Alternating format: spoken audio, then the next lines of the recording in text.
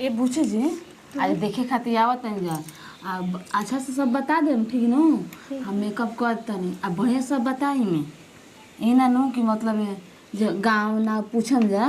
बता देम हम इतना पढ़ल बानी इतना लिखल बानी। अरे बाप रे बाप जल्दी जल्दी अगुआ आवे वाला बावन है इतना मछली बना के आदमी रखले बावन आ कोह तनी कबे से कि बजरिया पर जाके छेनवा पायो भर ले दिन जा जी तो सुनाते नहीं। ए दीदी जी बकासा खोलनी है उनमें से बेडशीट निकलनी है एप्लीकेबल वाला आहो मौगी तहरा के कबे के आदमी कहलवन कि बेडशीट तकिया के खोल निकाल के रख दया वही है ना तुरंत नागना में बिछावे के बाटे निकल छो कप वो निकाल देनी कौन आदमी आवत नहीं के जान कगो आदमी आवत न अपन भतार से पूछल 20 बार तुम जन के बताई के पर यही चलते तो बार बार ननद बुची के शादी कट जाता टे तू नहीं जानी के उथू से मरद बाजार में तहर जाता बना तो दमोनिए बुझाता कि ढ ले लेबा उनका के बजरिया तू घर में घुसत न तो तारा के बकसवे ढ ले लेबा। यदि तो बताइम तबे न कैसे कैसे का करब हमारा का बुझाता तो जब आदमी कहतवन उहो झटाफटा करत जा ई बताव जा हैं चंदौली चौक बुआ गेल बावन जा अब के आवत अब आदमी पूछबो करिहन त कहियन जा कि नाप जो के का खाना मोगी बनाव तड़ीसन कि कह तड़ीसन आदमी कहलन कि आई जाए जी के सब व्यवस्था तैयार बाटे अब इहे न आदमी कहियन अरे 5 गो आई 4 गो आई 2 गो आई 1 गो आई 2 गो से त कम 3 गो से त इहे सन ना हैं हम न जानते नहीं मिठाई मंगवानी लेके नहीं वहाँ के मिठाई लेनी सन पापड़ी आ फिर बिस्कुट मिठाई उठाई सब गिलास उलास निकाल देनी आ कप पे चाय वो बना के दे दो पिए खातिर। हाँ तुरंत दे दे हल जाई आ सुना आ ननद बुची का पहन तड़ी सूट पहनियन की साड़ी साड़ी पर ठीक है सूट पर जब जब होता ना ठीक तब कटेता ई बतिया देख हम एक रात ही भर सोचत तनी कि कबो हमनी के नु सूट पर करवइले बन जा त के जन काहे बेलू रोइसन लागे लिगेगा काट काट देबे लिसन हां आयो अब की तो हर एक बार तो आदमी आवत रहसन देखे खाती कते को मेरा हनु आवतिया अब गोतनी या कि ननदिया ना पूछला नहीं खाली अगुया कला के एगो घर के लेडीज आवतई ई सड़िया पता नहीं पहे ना बुझे जी त तनी लंबा लागो सूट अब त नाटा लागो तनी ओइ से त कट जाते ई ठीक कहतड़ू अब की एगो त आइडिया बढ़िया देले बाड़ू जा तनी अब की साड़ी पहना दे तनी जा आय देख सामर त बैबे कइल बड़ी बकासो में से अपन छिटवा वाला नु हरियर का सड़िया निकाल द उहे पहन ली तनी अच्छा देह में खूब हां हां आ देख कने अइहन जा त बढ़िया से डंड प्रणाम उनका के सिखावे के बाकी होइसे करिया अभी लड़की बाड़ी तनियो से उनका बुझात नहीं खेनु नइखे बुझा देख बहरी के आदमी पीछा लागल धुका लागल बन कहा दादा उनका घर आज हित आवत रसन चले से देखो जा हे कने सास नहीं हितावे नु आज हमनी के रणुआ बन के घर में बैठल बनी जाना त कोनो माई दादी भौजी हमनी भी टिकत रहिसन पूरा चहल कइले रहत रही बुढ़िया जाय देखने दूसरा से हमनी के काम मतलब बा हो आ अपन ननद के बियाह के बाटे रुपया पत आदमी बियाह हतन त हमनी के काहे ना भी हम ओने नंदोई खरीदे के बा बियाह के बा खाली ठीक त कलसन हमनी के तरव न माई बाबूनी बतरव सन कोची पूछ करके दीदी हां चल जल्दी गई न दीदी हां बिछाओ से तने आ जगह निकाल के ले आवा जल्दी हमरा के द ठीक बदे जाता आगुल में दादा बक्सा पर जल्दी जल्दी उठू करके ले आके दहे जी को चौकी पर बिछावे के अब की ननद बुची के शादी ठीक ना हुई ना मन दम उजा गइल बा दम मन उजा गइल बा मने नइखे करत नु कि बियाह शादी के कोनो बातचीत चलावे के अब की कटी नु तो अब की हम कहीं देखे फेके ना जाए कहां बानी जी 1 घंटा से का जानी केने केने बानी अब जाहू का बाटे देखा तनी कि ट्रेनियो छूट जाई का कला कि 4 बजे ट्रेन पकड़े के बाटे लागला कि जूता मोजा पहनले संवरले ना होला हम मेहरारू के इतना तैयार हो गनी झटपटा अब देखे जाए के बाटे तो झटपट आदमी जइहन तब न तनी ठीक लागी लागत कि घरवे में कहनी का कुछ भी कहा हो हमार देखो गोतनी एक पीस हमारा के उतरे के चाहिए हम का कला कि 10 का करतड़ू हो 20 आवे के चाहिए चलो चलो तैयार होखो भंदे चले के तैयार बाड़ू जूता फाट गए कहां से जूता पहनली जूता किनल नहीं जाके बजरिया से ई सब और सामान वाला उग जाला आ साड़िया कहनी लावे के मतलब है ये साड़ी हम अरे मर दे चला जातारा पे कचो पचा ना करे के चाही आउ प्रमोद के पतो को इज्जत जताबे न सब कोई देखी चली माने जाते समय लागे लू करे हंस खेल के आदमी जालन की जातारा पे यही करे जालन हम हंसी खेल के तनी बूढ़ी के ना जाके हां बूढ़ी के वो काहे घर में बैठल बड़ी जो तर गोतनी उतारते तू जो देख के आऊ सब जात हुए 1500 रुपया माई मंगल हिया दे दी हम कहां से जाता सब कहां से जाता सबके नासे के बाही में मैं जाता री बाबू जाता डने सब माई बाबू सब भैया भौजी मर जाते जा मैं जाते जा अपने बात खाली रेटे भाई पकड़ी चल जल्दी चलो। पकड़े के बाटे लागत कि धीरे धीरे केतना कहदा नहीं है के तो करत रह देखी गावत मचल मिल जानता नहीं रहो एक नंबर के छुदुर आदमी होई गांव में गावत मचल के हम जाता नहीं देखे अपन ककाला कोई पूछी तो हम बताइए ना जानते बड़ो हमारा बर्दाश्त ना होला गांव में पहुंचावे जाता नहीं पागल एकदम से रहो कि इतना हम सिखावे ने बुद्धि तन के सीखी रहुआ अच्छा चलो चलो कि का हमरा करे के बाटे जानती ना आजकल गांव टला के ककाला के कगो नजर बाटे गांव टला कब देर बाबू के शादी कटवा दी कोनो ठिकाना नहीं ना तो उला को हम कह देलू तो ना कहम कोई पूछिए दी तो मुंह कहाइए जाई तनके ऊ तनके राउर भाई तनके ठीक है रहुआ तक छुदू रहन जैसे मन तैसे करत रहन देखिन जी हम ये सोचत नहीं जाय दिन देखी हम नु 10 बनी त हमर गुतनी उतरे के चाहिए घर में 20 एकदम 20 निकली सोच ली काहे कि हमारे तो लोग कहते बाटे कि काम धंधा करे में मनरार ही अब का है हमर गोतनी अगल त काम धंधा करे ना जी कुछ के दुख तकलीफ बाटे घर में खा बनावा रह घर में कोई देखो ताटे बताई तो उहे दतिया अपन वाला मत सिखा दी ह का हो ना देतिया करे वाला कमावा पागल है काजी एकदम से हम काहे के सिखाई म करा हां तू ही और ई न बुद्धि विचार देम के देखा कन्या घर में वो तू ही बाड़ू तोहरे के लेके दे के सब चले के बाटे हम भीतरी बहर अपन निकलम मन सानी भूसा करे खातिर तू ही न घर में के समर बूढ़ी आज बारी का लटक जी हां तो के देखा ताटे तो उहे बतिया समझा दी हो करो के अब आई तो देखी कने की खान देखे जाता है तो मिठाई का ले जी चलो बर्फी और पी ले ली हल जी हां बजरिया पे हम कल नहीं दिन तरह झट से निकल के परस में से अपन परस में से पैसा दे दे पैसा हमरा के देले बड़ू की दे देम पैसा मैं लिया के तोहरे के देले बानी जब देखा तब हमरे कहेलू पैसा के मालकिन बाड़ू तू हमरा के कहेलू कि पैसा दे दही लड़की के दिया जे खराब 1000 रुपया दियाला वो ये चल चुपचाप हम खड़ा रहम आ बैंक में से जाके निकाल लेम चले देर ज्यादा नहीं करे के देर की करत ट्रेन उठारे के बाटे लेट हो जाई चलो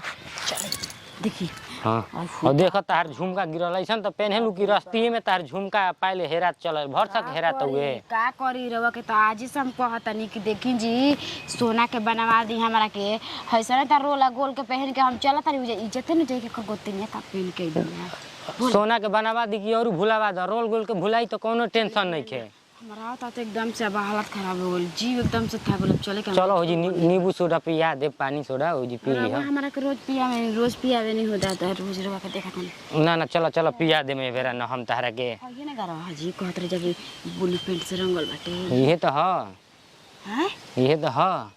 घर दुआर ठीक है बाटे जन अपन उठली पैसा त ना का हां आता हमरा लगे से मतलब घर दुआर से घर से काहे दुगो आदमी संगा में हन त ना कोई हन कि कैसन बा घरवा तो बतिया ठीक है कहत तले उठा दी हन जी हां चलो देखल जा चिल्ला बोलावे कि ना परी के बाजी घरवा में कोई बाजी नर चाहे मादा अरे जाके ना मर चाहे तो का कहीं कोई सुनते नहीं खेता आ कोई नहीं जा हमनी के है घर में चल ये अपने खीजे खाली घर चल ना जी ए पूछे जी आज देखे खातिर आवत नहीं जा अच्छा से सब बता देम ठीक न हम मेकअप करता नहीं अब बढ़िया सब बताई में ये ना नो कि मतलब जो गाँव ना पूछम जा बता देम हम इतना पढ़ल बानी इतना लिखल बानी डेराई मत तनी को के आइल बा 4-5 गो आइल बानी जा तो तनी को डेराई के नहीं कि हम रहम न हो जा एकदम फटाफट जे चीज पूछम जा नो फटाफट बता देम ठीक न पूछे जी का पूछियन जा डर लागता एमे डेराई के का बात बा हम रहबे करम हमरा भैया रहबे करम आराम से एकदम गाँव नाव कि कितना पढ़ल हड़ू तो बता दे पढ़ल वाला ही बड़ू फिर कह दे कि क्या कहला जा तनी पूछम कब बहिन तो बता दिए बहिन 4 गो बन जा भाई बन जा हो भौजी जान तड़ो हो एगो बगलवा में भी है ना निसवा ओकरा के एगो देखे रह जाना तो कहत रह जाना कहे उठा के देखा ओइसे ना उठा देखियन जा एहू के डर लागत ओहन जना के पसंद कैसे का करना वो लड़की भी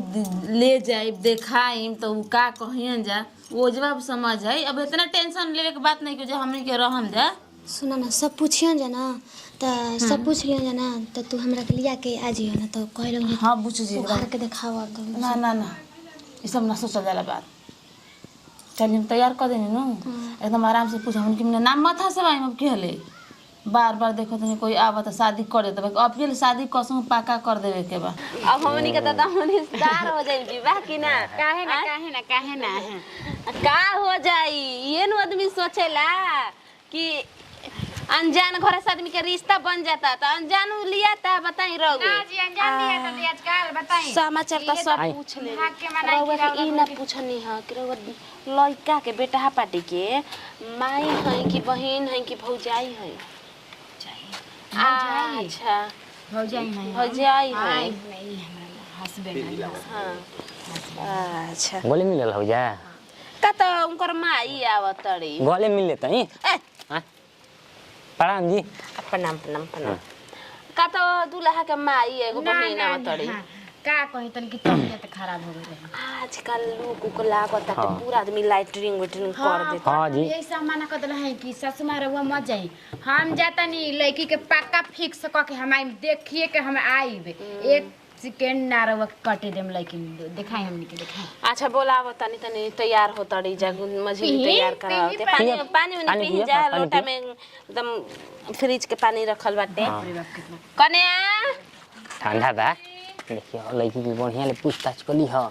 बाद में बनी तो उस्ताद ना करब काहे खातिर हम निकाल बन जा लेकिन निकला है जैसे कटिस ना तो कि ठीक होई साइन हाँ ना तो बाद में हमारा का मत कही कि ये कोई लहन ये कोई लहन है से दो बात सुने वाली काम मत करी हम पहले कह देले बन तारा के चुप चुप चुप चलत रहे लागल बड़ा हम बात चुपेला बात निको बात को हम के कहला कि माई काहे ना आइली हो माई घरे में रही है निको बात को हम तो एकरा बेकारे लागेला हर ठही देखन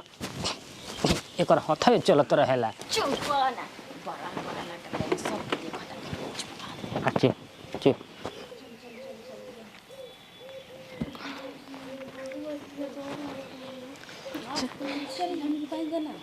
का कहत नहीं इतना का डर लागत टे हां जी निशा के देखत रहो कैसे देखत रही सन कैसे देखत रहीसन कहत रही सन हौ ये घर फलान चिलान त का वनी के खरीदारी करे के बता कोई खरीदारी करी त कोई देखबे न करी पाकल आम ले जाके बैठा का दी जैसे कहियसन वैसे करे के बाटे ठीक बा हां लुबुर लुबुर नहीं के बोले के सुना यार फियर के बात एको न त बतिया जितना पहले कुछ कैलू धो धा के घर ही जे रख के तब जिगवा देखई ह तू बार बार इज्जत ले तड़ू अब कि को कुछ हो जिनो तो तार भैया से कह के तारा के नु दम देखिए कहां दम मराठी में भेजा देम जी ओनिए बियाह शादी हो जाई चुपचाप रह जा यार फिर के बात नहीं के करे के देखी जा इहे हमनी घर के लड़की प्रणाम प्रणाम प्रणाम प्रणाम और सब कहीं सब ठीक है ना हाँ सब ठीक है बा सिखैले सबको भी पढ़ना नहीं करत प्रणाम अब माई बचपने में गुजर गईली भौजाई तनियो से सिखावे ली जाता एकदम खेल मदारी सन उड़ा देबेली तो कहले हमनियो घर जे त सिखावे त खेल में ना ना उलाट प्यार में रहेली भाई भौजाई के हाँ हाँ नहीं कौन चीज के जिम्मेवारी आवेला त आदमी हाँ ई त देखी ठीक कहतनी जानते हैं तनी लइका बूढ़ी सन तनी कहीं हमने को लाड प्यार में छोड़ देवानी जा अपन चल तनी में अपन करत हैं घर तनी जा चल रहुआ ना चिन्हनी ना चिन्ने ना ना लड़की के भौजाई हम बड़ी छोट है रहुआ से तो बड़ा निक उहे लागत है हाँ त देवरो बबुआ त छैल छुइली बावन एगो खाली हम ही अब खेत घर बहरी सब हमरा करे के बा अब सास नई खीरा वे सब बताई जा तब घर के काम करे ना जी बड़े आदमी पे न पड़ेला हर चीज जिम्मेवारी बा देखी अब आगे में जोन बात विचार बात बढ़ा देखी जब हमनी घर के त ये संपत्ति बड़ी बरौए सबके ना बताए बरौए सबके ना हाथ में बाटे है ना बुची पूछा कनी की का तक पढ़ल है बीए पास हां बीए पास हां ओकर सब जौन कागज पत्र कहाला उ बाटे हां हां हां अच्छा हमार मन तरफ पूछ आ सुने है ना ताकि ओने के करा के ताकता नहीं केने आ देखी ठीक के बानी रहुआ आ कहनी हम कि सब्जी उब्जी का करवा बना लेवे नहीं बताई को बहिन है उजा सब चीज बना लेवे नी का बहन 2 बहन 3 भाई पापा का नाम है विकास गिरी हां विकास आवरी आगा नाम मामा विकास सिंह विकास सिंह मम्मी के मम्मी के पुष्पा देवी पुष्पा देवी पुष्पा देवी हाँ अच्छा के बाटे और कोनो काम धाम कर ले बोलू ना। आटा आटा इतना गुथाई तो इतना में आटा में कितना पानी डालाई तो वो एकदम आटा गुथा के रखा जाए। मारे के कहत मारे के तो मतलब उतना कोई दिमाग में थोड़ी रख ले बा पानी कितना माने डाल हतना आटा बता कितना पानी डलबू। कितना पानी डालाई 1 लोटा डलबू कि आधा लोटा डलबू। कि पूरा आधा बाल्टी डालाई आ पूरा बाल्टी के थोड़ी डालाई आधा डालाई। ई तो सीखल बारे आ जब मछरी बने तो मछरी में आगे का डाला कि नमक चटक हो जाए। मछली ना बनाए नहीं ई का कहता नहीं जाजी रे हम ना खाली तो ना खाली कैसे बनावा हमने घर त बनेला रोज रोज हमने के लइका फेके खाए हमर देर बाबा कहे तो कैसे होई। तो मुर्गा अंडा बना देबेली मछरी ना बनावेली। अब इनका मछरी में हके तनी चल के देखाई तनी चल के देखाई उठ के देखाई तनी चल के सांडीर का पहनले बे ना ना हवाई चप्पल पहन लेबे। अच्छा हमने कैसे हवाई चप्पल पर दिखाने तू कने है कि ऐसा उतार उतार के हमारा के दिखाई जाए झटपटा उतारी रवा देरी का उतारी उतारी अच्छा चुनरिया हाँ अरे हाथ वो टूटल फूटल नहीं खे। हेलो फोन बोल कहाँ जानो जानू कहाँ धाका लागल बा अरे कौना हॉस्पिटल में उ भाई के नाम हटे भाई के हम आओ तो नहीं जानू अभी आओ तो नहीं ये दीदी सो का हमारा करे वो सब करवाई नहीं जा कहते कि हमर बेटी के कला के बड़ी नीमन नहीं आ ये सब करवाती है बेबी है जानू हमनी के देखवावे खातिर ये सब हमनी के करा में नहीं के लिखल रउआ सब तो जान बूझ के हमनी के जहर पिया देले रहती जा। चलो चलो अब हे घर में हटावा काम नहीं के ऐसा मत करे जाते ना ना ये दादा एगो नाम हटे अब मानी के कौनो लड़किन के भाई के नामे जानू बाटे ना ना ना ना देखिए हमनी के जानू पानू हमनी सब जाने एकदम बुड़बक नहीं की हम ठीक बा भल के हम पढ़ल लिखल नहीं उतना हमर मर्द हमरा के घर में बैठा के सिखा देले बड़ के हां इज्जत कर दे हट अरे वो बात इज्जत के बाद आ ये दादा मर्द के हां से इज्जत ले ना ना ना ना ना अब हमने की इज्जत के बाद तनी इज्जत संभाल दे। अब देखी जा अब रउआ खरे जियन त सुधर जियन ऐसे के कर नहीं के दोस्त परे में रहत हां बताई जा अपन हम देवर बाबा के मतलब है कि संभट दही जवन है समाज में इज्जत ना रखलस चल गल होने। अरे तू करबू तो बाद में हमनी की बात सुने के पड़ी कि भैया भौजैया कोई रहसन जानबूझ के हमरा के खाला में ढकेल देले बासन हम पता लगा लेबे। लड़की भी ना बालिक भी रउआ घरे जाई त सुधर जैसा हमने की गोड़ पर पे हां जोड़ देखी जे जान के रहो सब गोड़ हाथ पड़ती पर उ लड़की लोग के लिहाज रख तको रखल आसे के जी हमरा के लोग देखे आइल बड़न आप फोन कहां ले रह जी हम तो देखबे ना कनिया उ बेटिया के जाना त रही जा हम मतलब रहो सब भाई भौजाई बन जाए रहो सब के संभाल के लेके चले के चाहिए। जाना तड़ू ई पहिले के खेला बउए त यहां सब छुप छुपा के कसं हूं पहिले बई जा ठीक कहत चली जानलू उठे ना चलो चलो उठा खराब बुद्धि सिखाई ना सिखाई अपन देवर बाबू के गोड़ लागत नहीं रहुआ सबसे गोड़ लागत नहीं अपन देवर बाबू के कितना कुआं में नहीं कि ढकेल सक गले कितना बढ़िया मिलल हनी गले के ये तुड़ल जाओ अब रिश्ता ये तुड़ल जाओ खत्म करल जाओ हटी चल गले के भले मार के चलो चलो चलो चलो ई कुल रिश्ता फिश्ता कइला से कौन काम नहीं। हां तुरंत हम रीतिका वाले जाके पता करतनी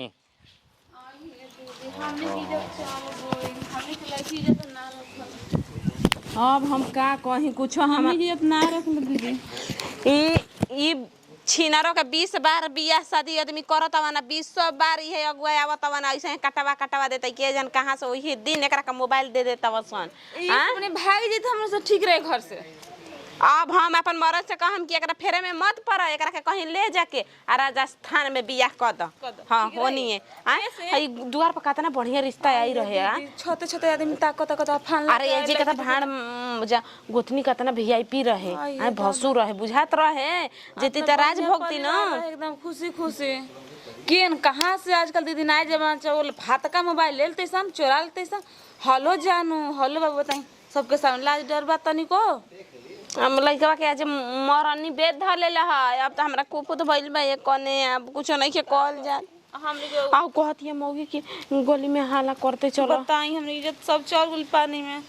आई हो दादा कहां गइली मारो भला बताओ लड़की कहीं की इज्जत ना छोड़ रहा हे भगवान भला कह हमार जीव बची गेल न त दोनों भौजैया हमरा के भाट देती सन एकनी के ई नहीं के बुझात कभी ननद कमसिन बिया तभी शादी एक बियाह ना करे आए दोनों लाग गइल बड़े सन कि जल्दी भागाई जल्दी खाई बाप रे बाप, फिर फोन आ गया। हेलो, हाँ जैसे कहला हवा ना वैसे ही कहनी हाँ। हाँ हाँ, कितना दिन में आओ तोड़ा? 15 दिन में? पाक 10 दिन में आओ ना, रिजर्वेशन बोगी की क्या जरूरत बा? तत्काली टिकट करके आ जात। हमनी के भाग के शादी कर लेवे के ना तो दोनों पीछे पड़ गई बड़ी सन हमार भौजाई, जान ना छोड़िए सन, एक बियाह करे के मनिए सन हमार, तो फिर तू ना ताव तो मुँह तक कर दिए सन दोनों बियाह। तो बार बार तहार कहना में ना करत रह, हम एक बार कर देनी ना, कसहूँ बहाना मार देनी हॉस्पिटल आवा के तू जैसे सिखैले रहा वैसे ही कहनी आओ जैसे भाग गई नहीं हाँ ना, तो रिश्ता पक्के पक्के रहे कर देले रही सन, गले उले सब मिल ले रही सन, बाद में ना मालूम चलल हाँ। ठीक बा। बबुआ कहाँ गइल है फुआ रे? अगली सन का ई का करतड़ू है जी? का भौजी का कइल हड़ू तार आई रहसन पापा के दमादा तो का कइल हड़ू? अरे भौजी ऐसे हाँ? का बोलता है? कैसे काहे बोलता हुआ हो बिटिया? है मोबाइल के तहरा के देले बाटे, आज इहे मोबाइल से जवन तू भतार भी बतियले हो कबू, अभी पेटर्न तुड़वावा तनी दुकान पर 600 लगा चाहे 700 लगो, तार भैया भी फोन करतनी या कहतनी उ बाहर जाके गांठे ठावतन तहरा के बियाहे खातिर मोबाइल हमर दे मार दम चटकाने से फाट जी मुंहवे तुरंते। हैं ए तार भाई या बाप से तना दहीगर हो गेल बाबा सन। हैं कौन लइका से लफुआ से बतियावतड़ू हो? हैं भौजी लफुआ ना बहुत बढ़िया लइका, हम बहुत ओकरा से प्यार करेनी। आहो छिनरो तो जब प्यारे करत रहू तो काहे ना अपन भैया या बापा से कहलू कि हाँ हो पापा, हाँ हो भैया, हाँ हो भौजी, हम अपना मन पसंद जुगुत लड़का से बियाह करम। काहे ना कहलू? जब 7वां या 8वां बियाह कटवा देलू हो, हाँ 8वां बियाह कटवा देलू, जब आवता तब तू फोन के जन केवना केवना से ले आके और जिगे बतियावे लागतड़ू। भौजी कर देलन फोन दे शुरू ना कहतई, शुरू कहतड़ी कि हम बढ़िया से बतियाई। हां इज्जत ले लेलू का हो? साफी रंडी हो गेल, भाग के हेजा बैठल बिया के ला डर बतानी कोई ना तनियो से नहीं खे, तनियो से नहीं खे एकदम बे हम के देखा एकदम बढ़िया एकदम नालायक भी एकदम। इहे नु कह जाला ननद के इतना गाड़ी देवे के चाहिए मगर आदमी दे देता माने। हैं ये कि नंदी कोई दुख देता, हम के इतना लाड प्यार से रखना ना, कभी बुझे से कहने रे बुझे पर मत रखो जा हमरा के प्यार के, हम ओकरा से प्यार कइले बनी, हम शादी ओकरे से करब। कदी न कतना ही बोलत रे, आज इनकर माई रहती तो आवे दी भैया के शाम के। हां जा भैया से कह दे, हमरा डर नहीं लागत। तब देखत नहीं दीदी कत भैया से कह दे, डर इतना ही हम प्यार शादी पागल हो गइल। हम पागल बानी, हम ओकरे से शादी करब। काहे लाड घोर के पी गइल जड़ी पिया देले बा का घोर के जड़ी? हैं ना हां पिया देले बा, हम ओकरे से शादी करम त करम, फाइनली बात बाटे हमार। नाम ना सवाद आ ये दीदी छाता पे सब ताकत ले सब सुनत तड़ी जा, इज्जत नहीं के हमनी के तो हमनी के का जाता, हमनी के अपन कोखिया में से का धिया जन्मइल बइन जा ताकसन कौन रानी ताकत अड़ीसन? हैं कौन ताकत ऐसन छते छत छते छते ए दीदी भर गली अच्छा हल कइले बिया मौगी जाके कद अगुआ या कहीं भर का करतड़ू? कुछ ना भौजी। हाँ खुशी होता कट गेल त। अरे छीना रो चल चला हो चला इनकर भैया आवत मोबाइलवा दे दे। हैं मोबाइल मांगत रही मार के भी फोड़ देम कपारा। तू अपने दिल से खरीद ले बड़ू, हमरा के बात करे के देले बाड़न। बिया कटवा दे तड़ू 4 बार जाना था एजी के तुरंते अब ये फसरिया लगा के पंखवा बूथ कर देम। देख कने बेच देवल जो हमनी बेचे के अब उहे कामे करे के बाटे जन लू। हां हमनी के बाप रे बाप फैशन लड़की रहे के चाहिए हो। हमके नाम हसवा देले सदा मुंह देखावे लगे कि हमनी के गांव घर में एक और हरियाणा में ले जाके शादी आ चुपचाप करा देवे के बा जन लू। हम कौन मुंह लेखनी के जाली पैसो हमनी के पैसो दिहसन हैं आ बढ़िया से हमनी के लड़कियों का रखियसन हैं गहना पर गहना उठो करियसन। बात चलाओ तनी कह अपन फुआ से अपन कह ना फुआ के लइका जे ना डिप्टी करलन। कम के एगो लइका बता बेचे के हमनी हाँ ननद के कह हमरा मर्द ठीक कहत रहे कि ई कहीं ना तो कहीं बतिया छत पर बैठ के, मगर हम अपन ननद के छरंग ना लगावत रही आ कबो कहत ना रही। बाप रे बाप फैलो की देखाव हमन के ना हाँ भलाई कहीं न चल जैसे लड़की पोल खोल देले बिया ओ दादा हो जी गे हाँ। त जवन हमनी के इज्जत बचा रही न सोच ले इज्जत हमनी के चल जाई पानी में हमनी के डूब भैया हमन के कोनो गिनती में ना राखी तो होता ना देवर बाबू समझ जा। मन बाड़न जी हमनी के कबो ऐसे कर सकत है अपन देवर बाबू के हम कबो कुआं में ढकेलन जी ना ना ना जानबूझ के नहीं ना हमन के जहर पिए के जे पूछा ना जे तो? पूछी तेकरा क्या कहत रह कि लड़की छिनार बिया घर हाँ बिया चले कहत जाए के बा गांव में एकदम जनावत तब न सब कोई जानी चलो चलो बाप रे भाई वो कहनी पैसा लगा के ऐसे नतीजो आदमी के देखे के पड़त है मिठाइयो ना दिलनी हम वही तर मिठाइया बेगिए में धर देले ठीक कैला है ठीक कैला है